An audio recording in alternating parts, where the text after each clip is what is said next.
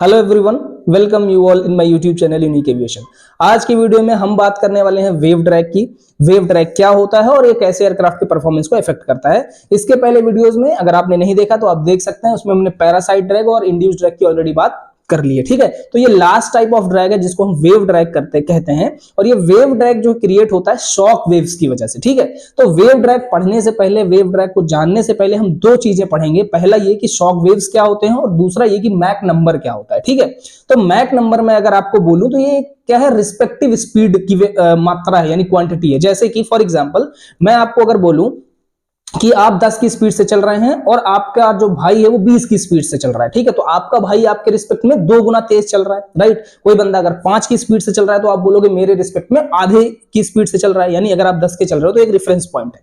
इसी तरह से मैक नंबर का मतलब ये होता है, अगर आप किसी ऑब्जेक्ट का स्पीड कैलकुलेट कर रहे हैं with respect to the speed of sound, यानी जब साउंड की स्पीड के रिस्पेक्ट में आप निकाल रहे हैं कि भाई वो साउंड की स्पीड से कितना गुना ज्यादा तेज चल रहा है, 1 गुना, 2 गुना, 5 गुना, 10 गुना या फिर आधा गुना, A1/4 गुना यानी 0.25। तो इस तरह से जब हम रिस्पेक्टिव स्पीड निकालते हैं किसी भी ऑब्जेक्ट की, सिर्फ एयरक्राफ्ट की नहीं, किसी भी ऑब्जेक्ट की अगर हम स्पीड निकाल रहे हैं with respect to speed of sound, तो उस चीज को और उस स्पीड को या फिर उस रिस्पेक्टिव वैल्यू को हम क्या बोलते हैं, मैक नंबर बोलते हैं। ठीक है, यानी कि अगर कोई आपके पास ऐसा एयरक्राफ्ट है जो स्पीड की जो साउंड की स्पीड के बराबर उड़ता है, तो आप बोलेंगे ये एयरक्राफ्ट जो है मैक 1 पे उड़ रहा है। ठीक है, अगर वो आपका एयरक्राफ्ट जो है साउंड की स्पीड से 2 गुना तेज उड़ रहा है तो आप बोलेंगे आपके एयरक्राफ्ट की स्पीड जो है मैक 2 है। लेकिन अगर वो साउंड की स्पीड से आधा उड़ रहा है तो आप क्या बोलेंगे इसको, कि जो आपका एयरक्राफ्ट का स्पीड है वो साउंड की स्पीड से आधा है। ठीक है, तो इसको बोलते हैं मैक नंबर। ठीक है, मैक नंबर निकालना बहुत ही इजी है। आप किसी भी नंबर को अगर आप साउंड की स्पीड के बराबर से डिवाइड कर देंगे तो आपको जो भी वैल्यू मिलती है वही आपका मैक नंबर होता है। ठीक है, और मैक नंबर के हिसाब से ही जो फ्लाइट्स होती हैं उनको 4 कैटेगरीज में डिवाइड किया गया है। ठीक है, पहला कैटेगरी होता है सब सोनिक फ्लाइट, यानी सब सोनिक फ्लाइट उन फ्लाइट्स को बोलते हैं जो 0.75 मैक से नीचे उड़ते हैं। ठीक है, जो कि आपके जनरल एयरक्राफ्ट हो गए, आपके हेलीकॉप्टर्स वगैरह ये जो है उड़ते हैं। दूसरा होता है ट्रांसोनिक स्पीड। ट्रांसोनिक स्पीड का मतलब जो 0.75 मैक से लेकर के ऐसे एयरक्राफ्ट जो 0.75 मैक से लेकर 1.2 मैक तक उड़ते हो उनको ट्रांसोनिक फ्लाइट्स बोला जाता है। और इसमें ही आपके जितने भी पैसेंजर एयरक्राफ्ट आज के जमाने में मॉडर्न पैसेंजर कॉमर्शियल एयरक्राफ्ट उड़ते हैं, ये सारे के सारे इसी कैटेगरी के अंदर आते हैं। उसके आगे आता है आपका 1.2 से लेकर 5 मैक तक, उसको बोलते हैं सुपरसोनिक स्पीड। ठीक है, तो सुपरसोनिक फ्लाइट्स जो पूरी तरह से आपके मिलिट्री एयरक्राफ्ट होते हैं, जितने भी फाइटर जेट्स होते हैं वो सारे के सारे सुपरसोनिक एयरक्राफ्ट होते हैं। और उसके बाद आता है, यानी मैक 5 से ऊपर भी अगर आपकी स्पीड है किसी ऑब्जेक्ट की तो उसको बोलते हैं हाइपरसोनिक। ठीक है, और इसके रेंज में सिर्फ मिसाइलें आती हैं, जो मिसाइल्स परीक्षण होते हैं जिनको बनाया जाता है वही, और वो भी सारी नहीं, सिर्फ 1-2 मिसाइलें ही अभी तक ऐसी बनी हैं जो मैक 5 से ऊपर उड़ती हैं और उनको हम हाइपरसोनिक मिसाइल्स बोलते हैं। ठीक है, तो ये तो बात हो गई मैक्स की। अभी मैं क्यों बोल रहा हूं मैं आपको समझाता हूं। जब भी आपकी स्पीड, मैंने बोला कि स्पीड ऑफ साउंड जो है उसके बराबर हो जाए तो वो मैक 1 हो जाता है। ठीक है, और शॉक वेव भी क्रिएट होता है जब आपके एयरक्राफ्ट की स्पीड वो लगभग मैक 1 या 1.2 के आसपास पहुंच जाता है, तभी शॉक वेव का क्रिएशन होता है। ठीक है, तो शॉक वेव क्या होता है ये मैं आपको समझाता हूं बहुत ही छोटे और बहुत ही अच्छे एग्जाम्पल से। मान लीजिए कि प्रेयर के लिए आप सब लोग खड़े हैं, एक लाइन में बहुत सारे लोग खड़े हुए हैं और सबसे पीछे वाला बंदा अगर अपने आगे वाले को जोर से धक्का दे दे तो क्या होता है, वो बंदा रुक नहीं पाता और अपने अगले वाले को धक्का देता है। इसी तरह से वो फोर्स आगे आगे आगे ट्रांसफर होती रहती है जब तक वो नेग्लेक्ट ना हो जाए, जब तक वो खत्म ना हो जाए, तब तक वो आगे आगे वाले बंदे को ढकेलती रहेगी, राइट। इसी तरह से अगर मान लीजिए एक आपका रूम है जिसमें बहुत ढेर सारे बैलून्स पड़े हुए हैं और आप जैसे ही एंटर करोगे आपका पैर कुछ बैलून से टच करेगा, वो अपने अगले वाले बैलून्स को करेगा, वो अपने अगले वाले बैलून्स को करेगा। तो इस तरह से जब आप चलते जाएंगे तो सामने वाले बैलून्स क्या होंगे, हटते जाएंगे और आप आसानी से निकल जाएंगे। तो इसी तरह से एयर के साथ भी होता है। क्यों? क्योंकि एयर भी क्या है, पार्टिकल्स हैं, मॉलिक्यूल्स हैं। ठीक है, तो जब एयरक्राफ्ट एयर के बीच से होकर के गुजरता है तो वैसे ही जैसा आपका पैर गुब्बारों से टकरा रहा था, बैलून से टकरा रहा था, सेम टू सेम आपका एयरक्राफ्ट भी क्या करता है, एयर के मॉलिक्यूल से टकराता है। ठीक है, तो जब भी एयरक्राफ्ट की स्पीड जो है वो साउंड की स्पीड से कम होती है, यानी मैक 1 से कम होती है, यानी सब सोनिक फ्लाइट्स होते हैं। तो जब एयरक्राफ्ट जाएगा, यहाँ पे बहुत सारे पूरे एनवायरमेंट में तो एयर ही रिप्रेजेंट है, तो जिन भी एयर से टकराएगा वो एयर अपने आगे वाले एयर से टकराएंगे और वो अपने आगे वाले एयर से टकराएंगे।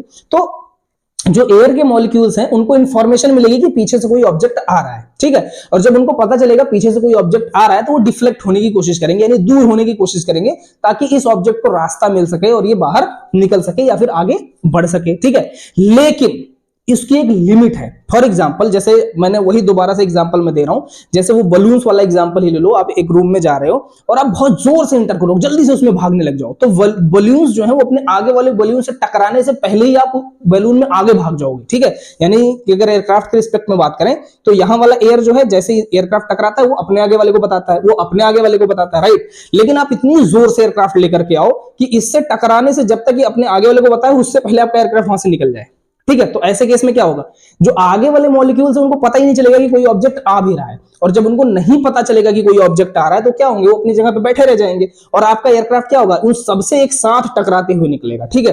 तो अब अगर इससे टकराया, इसको मालूम ही नहीं था, ये यहीं पे था, इसके आगे वाले को भी नहीं मालूम था, वो इसके साथ, तो ये दोनों पाइल अप हो गए, एक साथ आ गए, इसके आगे एक और लेयर, इसके आगे एक और लेयर, इसके आगे एक और लेयर, ऐसे ऐसे लेयर्स बनती चली जाएगी, और आपका एयरक्राफ्ट जब इसके से निकलेगा तो सारे लेयर एयरक्राफ्ट पर क्या हो जाएंगे, ऐसे सामने से स्टक कर जाएंगे, ठीक है। अब क्या होगा, एयरक्राफ्ट को और ज्यादा पावर लगाना पड़ेगा ना, क्योंकि अभी तक सिर्फ एक लेयर थी, जब तक सबसोनिक था एक लेयर था, उससे बाहर निकला, दूसरा लेयर है उससे बाहर निकला, तीसरा लेयर ऐसे निकल गया। बट जब ये मैक 1 से ऊपर गया तो सारे लेयर ऐसे लगे हुए थे, ये इन सबको एक साथ लेकर के भाग रहा है, ठीक है। कैसे, इसके लिए मैं अगर आप बोलूं तो आप थोड़ा सा इमेजिन करिए कि बहुत ढेर सारे ऐसे पर्दे लगे हुए हैं आपके आगे, और सारे पर्दे एक साथ एयरक्राफ्ट के आगे आ गए हैं और उनको एक घसीटता हुआ जा रहा है। तो जब ये उनको घसीटेगा तो इसको क्या करना पड़ेगा, ज्यादा पावर यूटिलाइज करना पड़ेगा, ज्यादा पावर लगाना पड़ेगा, और अगर इसको ज्यादा पावर लगाना पड़ रहा है तो हम उसी को तो ड्रैग कहते हैं। यानी कोई भी ऐसा फोर्स जो एयरक्राफ्ट को पीछे की तरफ ले जाए या फिर आगे ना जाने दे, उसको हम क्या कहते हैं, ड्रैग कहते हैं, ठीक है। तो ये जो बार बार पाइलेशन हो रहा है एयर का, जो पर्दों की तरह लेयर्स की तरह बन जा रहे हैं एयर, उसकी वजह से क्या हो रहा है, एयरक्राफ्ट का जो फॉरवर्ड स्पीड है वो कम हो रहा है या फिर आगे नहीं बढ़ने दिया जा रहा है, इसको हम बोलते हैं शॉक वेव। और इस शॉक वेव की वजह से जो ड्रैग लगता है, क्योंकि एक तरह से ये वेव है ना, शॉक क्या है, वेव है, तो इसीलिए हम इस तरह के जो ड्रैग लगते हैं उनको वेव ड्रैग कहते हैं, ठीक है। तो ये तो हो गया हमारा वेव ड्रैग। अब बात आती है आप इसको ओवरकम कैसे करोगे, क्योंकि ऑब्वियसली आपको क्या करना है, फ्लाइट तो तेज ही उड़ानी है, जितना ज्यादा तेज उड़ाओगे भाई उतना ज्यादा बढ़िया है। या फिर आप सोचोगे जो मिलिट्री एयरक्राफ्ट होते हैं वो कैसे ओवरकम करते होंगे, तो आपने देखा होगा हमेशा से ही इसके 3-4 तरीके हैं निकालने के इसको बचने के। पहला तरीका क्या है कि आप जो एयरक्राफ्ट का डिजाइन है उसको छोटा से छोटा रखिए, ठीक है। तो इसमें फायदा क्या होगा, छोटा रखिए और नुकीला रखिए ताकि वो बिल्कुल शॉक वेव्स को फाड़ते हुए निकल जाए, ठीक है। तो इसलिए आपने देखा होगा जितने फाइटर जेट्स होते हैं वो आगे से बहुत नुकीले होते हैं ताकि वो शॉक वेव्स को फाड़ते हुए बाहर निकल जाएं, पहला। दूसरा, आप फ्यूजलाज का स्ट्रक्चर इतना अच्छा बनाइए, क्योंकि देखिए हम क्या करते हैं, हमारे जितने भी सिविल एयरक्राफ्ट हैं वो ट्रांससोनिक में जाते हैं, यानी वो हाइपरसोनिक में नहीं जाते हैं, सुपरसोनिक में नहीं जाते हैं, बट कि वो ट्रांससोनिक में रहते हैं, यानी 0.75 मैक से लेकर 1.2 मैक तक। तो आप सोचेंगे भाई 0.7 से 1.2 के बीच में तो ऐसी फ्लाइटें भी आएंगी जो स्पीड, जिनकी स्पीड जो है आपके एयर से, सॉरी आपके साउंड से कम होगी, तो वहां शॉक वेव कैसे क्रिएट होगा, वहां शॉक वेव इसलिए क्रिएट होगा क्योंकि मैंने जब लिफ्ट जनरेशन पढ़ाया था तो आप याद करिए, जो एयर की स्पीड थी लिफ्ट जनरेशन की वजह से क्या हो रहा था, आपके यहां जब एयर फॉइल पे आ रही थी, आपके विंग्स पर आ रही थी, तो विंग्स पर उसकी स्पीड क्या होती थी, बढ़ती थी। जब स्पीड बढ़ती थी उसकी वजह से पोटेंशियल डिफरेंस क्रिएट होता था और आपका जो लिफ्ट क्रिएट होता था, लिफ्ट फोर्स क्रिएट होता था।